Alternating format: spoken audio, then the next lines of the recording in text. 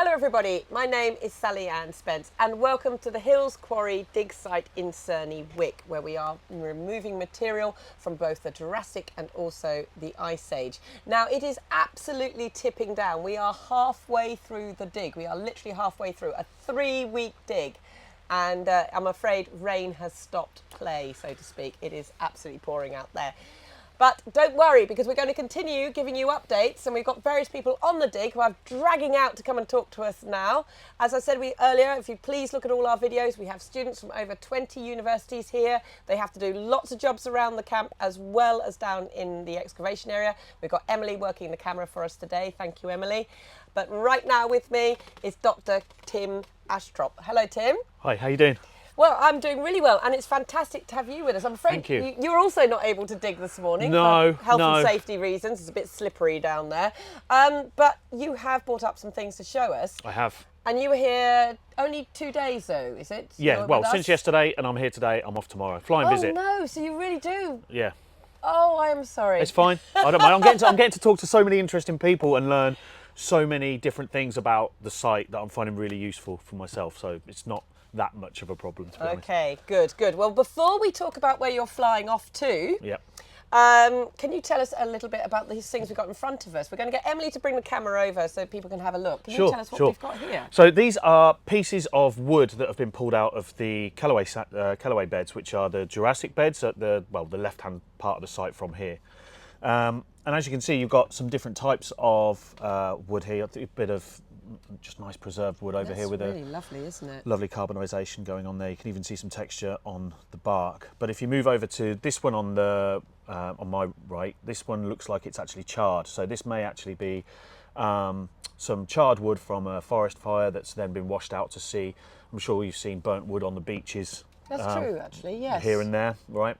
It's always happened. As long as there's been lignin, the stuff that wood is made of, you know, there's been forest fires. So no surprise that you get it in the Jurassic as well. So these have all been, looks like they've been paraloided, preserved really well, and should be pretty valuable for future study, I think. You've even got some internal structure on some of these, so Yeah, pretty cool. I mean, this is the thing that's spooked a few people, the fact that we're pulling out wood from a Jurassic marine environment. But as you said, it's floated out to sea. Flotsam. Yes. Flotsam, floated out to sea, jettisoned out to sea. Right, so anything in the fossil record will be flotsam because there's no one to jettison anything. So this is all, yeah, ancient flotsam.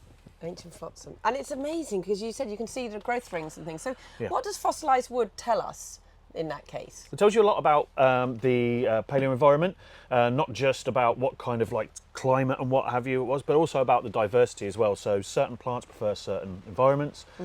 So you'll get certain plants that prefer more arid environments, thriving close, you know, further away from the shore. So you're less likely to get that kind of washed out, whereas you're more likely to get wetland type or lacustrine loving plants closer to the ocean and likely to be more represented in marine deposits. Okay, well, you happen to be quite the person to go to talk about fossilised wood. Because You're leaving us to go back to your own site. I am, yeah. Can you tell us about your own site? Yeah, I'm on a bit of a busman's holiday, so I've come down. I've come down from North Wales from Brymbo Fossil Forest, which is an in situ fossilised forest from the Carboniferous that was discovered in a village called Brymbo, just outside of Wrexham. And yeah, it's really exciting. We have a large lottery grant that's enabled us to build a building over a portion of the site and excavate in situ, which is what we're doing at the moment. We've got students from, I think, 15 different universities so far come through, and we're always looking for more people to come and dig with us. It's a really exciting project. It's the only project of its kind in the UK, maybe in Europe. And it's really exciting. I mean, today we're raining. There's a lot of rain today. We've decided that the site is actually unsafe, but in fact there's lots of slips and things down there. Of course. But that's not a problem that No, you face, is it? no. Why is that? Why is that? Because we built a building over the site before we started excavation. Right. So we're very lucky in that the initial excavations they began in 2001 after the forest was accidentally discovered during reclamation works, which is where a company was reclaiming all of the coal seams underneath what was the old steel mill. And it was about 2001 they started to notice an increase in the size and frequency of the fossil material that was coming out. They called a stop to it, it was very quickly understood that it was a very important site. Right. And then over the next few years, both the Heritage Project and the landowners worked together to get the site protected. It was rolled into the Heritage Project, and we are where we are now. We've built a building over a portion of the site that will enable us to excavate giant lycopod club mosses and giant horsetails, all in situ. Wow. Over the next 5 to 10 years. Yeah. So this is Jurassic. It is, yeah. Your forest is Carboniferous. Carboniferous. So how old is your forest? Last estimate was about 300 million years. It's somewhere around the Moscovian boundary, so about 310 to 314 would be my best guess. Okay, so quite old. Quite old. How would you, if we could put you back in time and you're walking through your forest? No, thank you. Can you describe to us, A, why no thank you, and B, what you'd expect to be seeing It would be around horrible. It would be horrible. First of all, you'd be struggling not to faint, as the oxygen concentration We're is... going to have to almost shout at this point because it's really raining.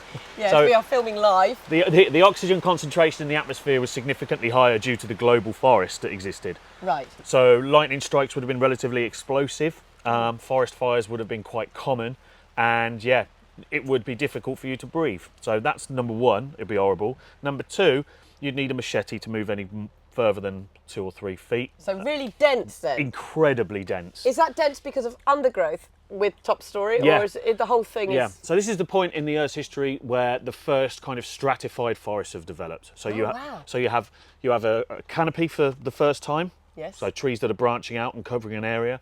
You have a mid canopy with pteridosperm tree ferns and some calamation horsetails, and then you have an understory which will be full of what are called lianescent plants. What are those? Lianescent is a wonderful term I learnt recently, which basically means scrambling or climbing. So Okay. vines like ivy are lianescent. So really it would be difficult to get through then? Yeah, horrible. Yeah, and then when you weren't scrambling through that undergrowth, you'd be wading through mires and braided river systems, things like that, trying to avoid giant insects. Yes, now giant insects at this period. Yeah. So Crazy.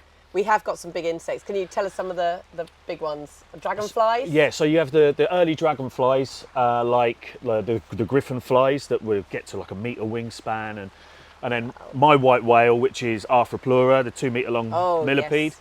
And the reason they got so big was because of this oxygen concentration, right? So they breathe through little holes.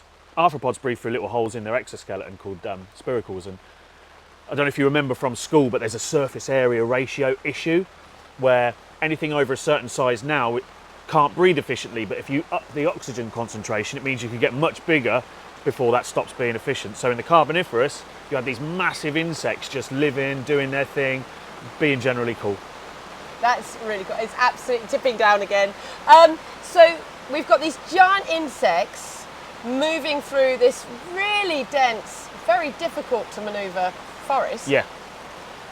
Have we got any evidence of what's feeding on them at that time? Have we got anything big? Anything bigger? No. You know, I mean, have we got dinosaurs? No. This is around about 60 million years before the first dinosaurs. There's a lot of large reptiles knocking about, so some big kind of salamander things about the size of a Labrador, and then you also, at this point in time, rather interestingly, have the first lizards. The first true lizards have just evolved at this point in time, so it's going to be a while before they manage to evolve into dinosaurs. Interestingly, we have a sister site in Nova Scotia. Oh, right. Right, because the Atlantic hadn't opened up at this point. You could walk from the Brymbo fossil forest to Joggins Fossil Cliffs in Nova Scotia in a few days. It's all part of the same forest network, but over there they find these beautiful lizards inside the tree stumps. Oh, wow. And there's a big debate as to whether these hollow stumps acted as pitfall traps or if these guys were nesting in there. But they did find one lizard in there, I think Holonimus, which was recovered with its juvenile. So it's the first instance of postnatal care in animals in the fossil record. So there's so much cool stuff to find in these Carboniferous deposits. That's exciting. amazing. That is amazing. So this site has been yielding new species. I'm not even going to use the word potential because we know we've got new species here. Yeah. Is that likely to be a thing from your site? Yes, 100%. We've already got a few things that, well, it's always an issue if a student turns around to me and says, "What's this?" and I say, I don't know. It usually triggers a frenzy of Googling because they've convinced they've found something incredibly rare. Occasionally, that does happen. We've just found our first insect wing from a pterygoton. We're not sure what What's a group it is. pterygoton? Pterygotons are basically, it's one of the largest kind of umbrella groups you can have for insects. So this is a very early winged insect, and so far we can't say anything else about it. Ooh. But we've also found what could be a tooth from a large lungfish, a strepsodon, which would be incredible because these things could get to like 4 meters long. Wow. But they are And you known. say lungfish, so that's a fish that can breathe on the. Yeah, it's one of these land. fish with bony paddles instead of rays. Okay. So that would be really cool because they are known to have inhabited river channels in these forests, which we have. So it makes sense. So Right. jury's out. Still waiting for some experts to get back to me. But yeah, we will find new species all the time. There is actually an endemic species in Brymbo. It's a small true fern among the many false ferns called Xyleria fosteri. And it's actually named after the foreman that found the fossil forest. And it's I only like that. found in Brymbo. So when I like that. when people come and dig with us, if they find a little bit of that, it's a bit extra special. Well, you just used the term true fern. Yeah.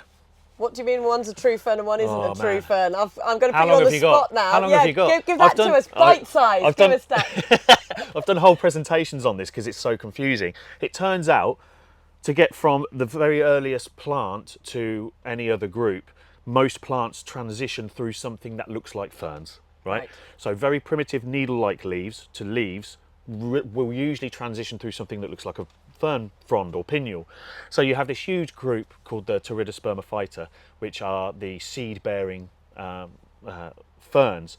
And it's horrible that the word fern is a misnomer. They're not related to modern ferns at all, Right. most likely. Are they like tree ferns? Though? Some of them are tree ferns, but some of them are lianescent. Like I said earlier, some of them will climb other trees. They're multiple habitats, and it's likely it's a polyphyletic group. That means that there's probably multiple groups that aren't particularly related Right. within it. The true ferns are those that, like the ones we have today, that produce spores, not seeds. So that's one of the big kind of like Okay, it's a nice identifying definition features. there. Yeah, Then spores, yeah, not seeds. yeah. Right. So, and you also mentioned horsetails. Now, Yeah. are they like the horsetails we have today? Yes, 100%. So But bigger? so I often refer to horsetails as the sharks of the plant world, right? Because you get I like that. yeah, the because sharks of the plant because world. they've hit this morphology early on that's so good, and lifestyle as well. It hasn't changed, and we've got evidence for it in the fossil forest. We've counted 60 plus standing horsetails on a sandbank in the fossil forest, and what's happening is this is after the forest has been wiped out due to flooding. These things are opportunistic, invasive. They move in, reproduce asexually as quick as they can before the big boys come in and push them back out. Okay, so And it's like primary colonisers. Then, That's are it. And it's exactly like today. If you rotivate your garden or anything like that, horsetails will pop up. They love disturbed environments. And they were doing exactly the same thing 300 million years ago, colonising these kind of flooded areas before the big lycopod club mosses could come back in and push them out. they? Because they don't sound very palatable, No, they to don't. be honest with you. So were there things eating these I plants? don't know. Honestly, there's something called collector bias. So Mm-hmm. the site has previously been worked on by mainly paleobotanists. Right. And they were looking for big trees and pretty leaves and new species. All important work, Yes. but it takes a certain set of skills to identify herbivory in plants. So I'm always on the lookout for someone who's either interested in learning about that or knows a bit about it and will come and help us try and find it. Right. Because we've got the animals, they may be rare, but we've got them, and we've got all these plants.